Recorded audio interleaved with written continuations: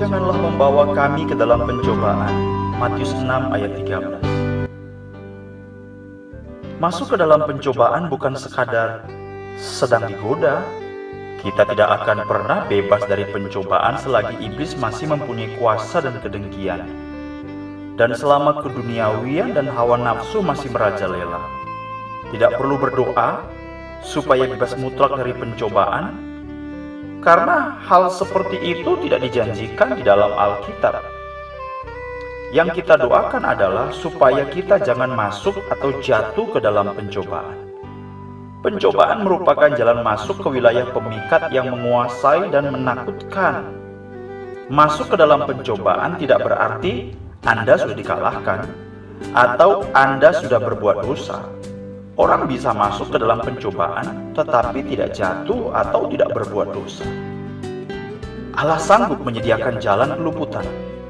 Tatkala seseorang sudah masuk ke dalam pencobaan, Allah sanggup merusak perangkapnya, menjatuhkan dan menginjak-injak iblis, dan menjadikan kita lebih dari seorang pemenang.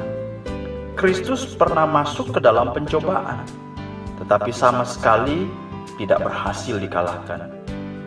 Rasul Paulus melukiskan terjatuh ke dalam pencobaan, 1 Timotius 6 ayat 9. Seperti seorang yang jatuh ke dalam lubang atau jurang berperangkap atau jebakan berjaring sehingga dapat ditawan. Orang itu belum tewas atau terbunuh saat itu, tetapi ia terjerat dan tertawan. Ia tidak tahu cara menjadi bebas atau membebaskan dirinya. Demikianlah yang diungkapkan Paulus. Janganlah dikalahkan oleh pencobaan, yaitu ditarik oleh pencobaan, dijerat dan ditawan oleh tali temalinya, dan Anda gagal menemukan jalan keluarnya saat itu. Petrus juga mengatakan, 2 Petrus 2 ayat 9, Tuhan tahu menyelamatkan orang-orang saleh dari pencobaan. Apabila kita mengizinkan satu pencobaan masuk, maka dikatakan kita masuk ke dalam pencobaan.